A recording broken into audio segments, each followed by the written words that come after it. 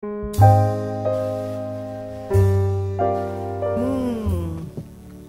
welcome to Football Sunday. And so here we are, and I'm honoring all of you for being here when you wanted to be at home making sandwiches and getting out all this, that, and the other and being ready for the game. I think there might just be a few of us here who, dare I say it, in America, on football day. I'm looking forward to going home and having a quiet afternoon. I just don't get football. I don't. There's too many outs. There's a little bit of football, and then there's all of this. And me, I want to be doing and achieving and succeeding, and soccer is my game. What can I tell you? I've admitted it.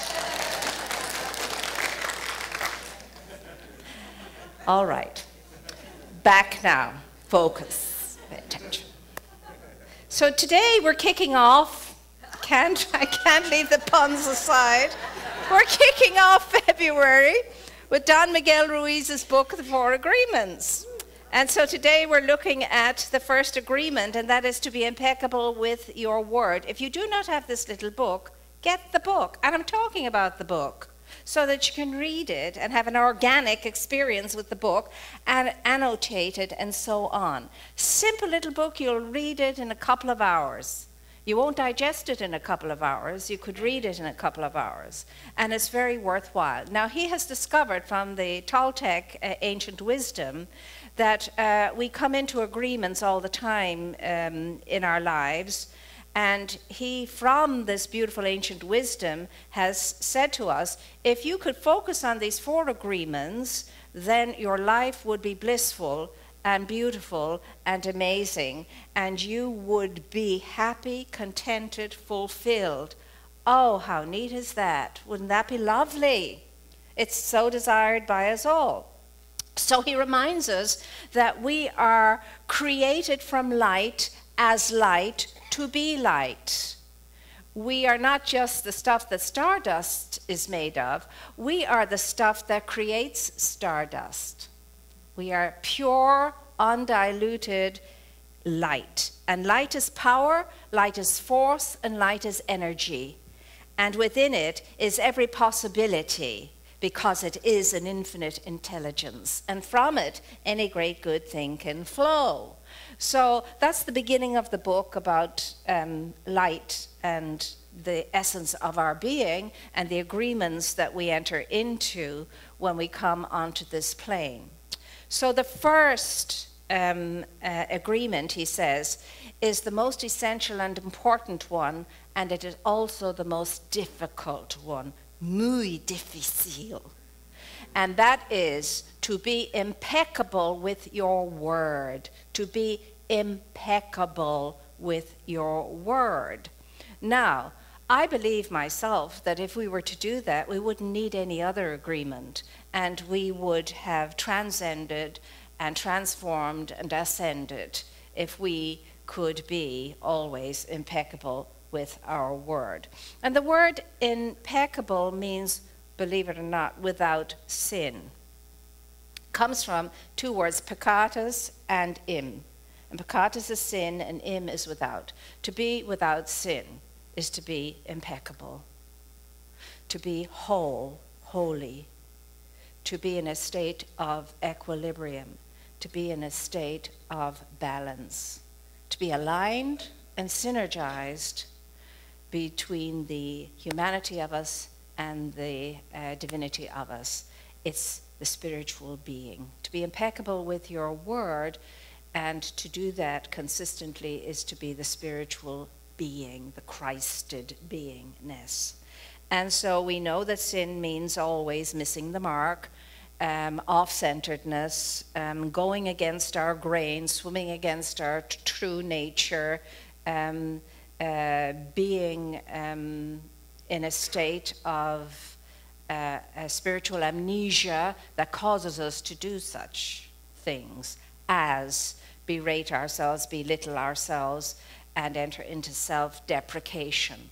If you and I knew who we were, we would never self-deprecate. Never, ever, ever would be in self-deprecation, self-denial, self-berating, and self-belittling, and so on. But we are all of that because of the agreements we enter into and the agreements we make. According to the Toltec spirituality, we are in a dream on this plane. We enter into this plane of illusion, of Maya, illusionary plane, and it's a dream we're in. And we all have many dreams. There's a personal dream, there is a family dream, there's a community dream, there's a city dream, there's a national dream, there's a global dream, there's humanity's dream, and then there's the divinity's dream within us. And we all are dreamers. We have 7 billion dreamers on this plane, all dreaming bazillions of dreams. And not all very good. You know that because you just have to look out and see what people are dreaming when you see the state of the world. So these dreams have become agreements that we've entered into, and the agreements are agreements that we have allowed ourselves to import because we've been taught what these agreements are. We've been taught what to dream through the adults around us when we were little and growing up, and so on. And so we have to decide now, as we're all grown up, whether or not we're ready to let go of these dreams and these agreements that we have given our consent to, come into agreement with, and see what we truly believe ourselves. Because these dreams and agreements are all around belief systems and rules and regulations and philosophies and so on and so forth. And they are governed by culture and environment and religion and education and politics and all of that. And so now we get to look at ourselves in a new way and to see what truly we do believe and what truly we are in agreement with, and if we so desire. And if we do that and clean out and clear out all the debris of false, illusionary concepts, then we'll be so much the better for it and the healthier for it mentally, spiritually, emotionally, and physically. And so the first agreement that he talks about is to be impeccable with your word. Now, in the beginning was the Word, and the Word was God, and the Word was with God. In the beginning was the light, and the light was the light, and the light is the light. Whatever you want to call this thing that we are made of, the energy, the power, and the essence of it is light, light, light. It's light. And so we're not talking about word as symbols of speech or symbols that are written down. We're talking about the word as power, as energy, as force, as intelligence. We're talking about the word as something that can transform and transcend and raise up, or can destroy and poison and annihilate. It's a two-edged sword, this thing called the word. One edge is for the good when it's used in that way, and the other edge is on the dark side and the side of negation that can create great havoc when it's used that way. So this week we're asked to look at our own word and how we are with it and what's going on. Out of my word, out of your word, what are the dreams we are creating? What are the agreements that we are coming into agreement with? And what do they show up as in our lives? How do our lives appear because of what we've agreed to and because of the way we use the word of power that is our essence, that is the very infinite intelligence of life itself? What is it doing in your life and in mine? And so he says we are very careless with the way we use our word at times. And we need to become much more mindful of it. And the one thing he homes in on in the chapter, and please do read that little book. I know we have some in the in the bookstore if you haven't got one already. And he talks about the toxicity and the poison and the terrible destructiveness of gossip. And he said gossip is our main way of communicating in our world today. The main way we communicate in our world today is through gossip. And most of the time, as my mother would say, when we're gossiping, we're talking through our hats. We haven't a clue whether this is good or bad or indifferent or right or wrong or whatever. We just heard and we're passing it on. And far be it from us not to pass it on, because that's what everybody does. And as well as that, there's a payback from gossiping. It makes you feel good at the expense of another, is one thing. It draws you closer into intimacy with other people because you're sharing this thing that nobody else knows. Just straight off the press, you have it. You're going to be the first one to gossip. And you bring in people and it pulls you in and draws you in a closer way, or so it seems. Whatever it is, it's insidious, and all of us are guilty of gossip at some level or another, in some way or another, and we have to stop the nonsense. Because that's not being impeccable with our word. And our word is explosive, dynamic, and powerful, awesomely so. And there are innumerable stories in your life you could tell, and I could tell, about gossip that wasn't true at all.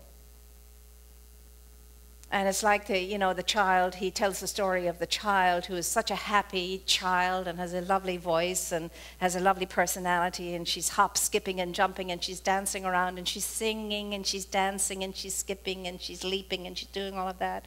And her mother comes home one night, and her mother adores her child. She loves her child. But she's had a rotten, horrible, awful day at the office at work. And she has a splitting headache, and she's full of tension and repressed rage. And she comes in, and the child is singing and dancing and all the rest of it, and it's kind of exploding in the mother's head. It's exploding, and she just can't stand it. And then she says, "Oh, shut up and stop that ugly singing." And the child does. And the child never sings after that. Never. Because she thinks that when she's happy and singing, it's annoying and irritating to others. And she wants to be loved, and she wants to be well thought of. And she becomes quieter in herself. And at school, when she's invited to sing, she won't sing. And she becomes a little bit more withdrawn and a little bit more withdrawn until she becomes rather a shy kind of child. And all through our childhood, there's no song in the child. And even as an adult, although she has the most beautiful voice, she never, ever sings. And the mother is oblivious. All the mother knows is she had a headache, a splitting headache, and the kid's joy and singing was driving her wild. So she's oblivious, because she couldn't think such a thing. And you know how it is, we can't put two and two together when it's right under our noses sometimes. And that's what your word, my word, can do. It can annihilate, it can kill, it can close down, it can shut off. It can cause people to be plunged into self-doubt in such a way that if they ever come back from it, it's a miracle. And we're so glib and so backhanded at times and so mindless. How we shout out this, that, and the other, and how we're quick to share this, that, and the other. We don't know from Adam. We don't even know people we gossip about sometimes. But we say, "Oh, did you hear about him? He's a..." And she, "Oh my gosh." It's not what we, as spiritually unfolding people, want to be doing. As truth students, we want to stop it, cease it, and desist it. Now, I'm inviting us all this week to try our level best at not gossiping at all, except it be good gossip. 1,000 daffodils bloomed in the park this year. That's lovely gossip. Beautiful. So I'm inviting us all to do this because we're going into peacemaking times too, where we focus on peacemaking, and blessed are the peacemakers, and the season for nonviolence and so on. There's nothing more violent than a mouth. As the fellow said, the lashes from a whip can scar your flesh, but the lashes from the tongue can scar your very soul. And so we're being called on a hard thing this week. And, you know, it's even uncomfortable to even talk about it sometimes. But yet we must, because we're here, because we're on purpose. We're here because we want to be the best of ourselves. We're here because we want to have a fulfilling, happy, healthy, peaceful, joyous, productive life. We're here because we want to spend our lives wisely and well. You weren't born to loaf around, to doss around, to veg out. You were born dynamically with a purpose to be realized, and so was I. We were born to spend our lives wisely and well. We were born to wear out, not rust out. We are born to be the doers of the word of life and light and love and beauty and grace and iridescence and illumination. And it's all within us right now. Absolutely delighting in the possibility of being expressed through us this week. It's going already inside of you giddy. Oh, we have a chance, we have a chance. We may be let out this week, who knows, who knows. We may make it through. We won't have to stay confined. We can go out there and splash all over the place. And that's the invitation now. To be impeccable with our word is so hard because we're gossip-oriented. We're white lie-oriented. We're all kinds of things that we're oriented that I'm not going to even give credence to by spelling them all out. I won't empower them. But you know yourself how you are, and you know yourself what needs to be taken care of, and you know yourself how you could improve, and so do I, on being impeccable with our word. And have an influence for the good as a consequence.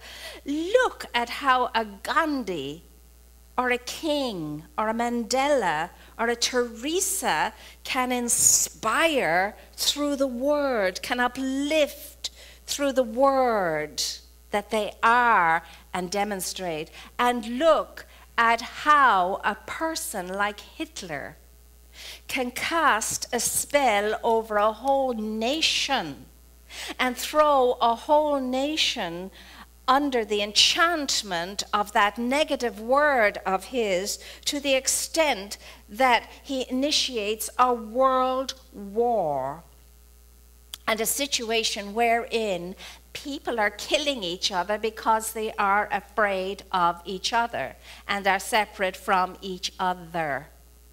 There's the power of the word, the negative word too. It can be used either way. It can uplift and expand and transform and transcend, or it can crush and narrow and separate and destroy from the negative point of view. Now we say that's Hitler or that's Gandhi, but you know what? We're all mirrors for each other. We're all mirrors for each other. Each one of us is a mirror. All of life is a mirror. This is nothing but a hall of mirrors, this planet Earth.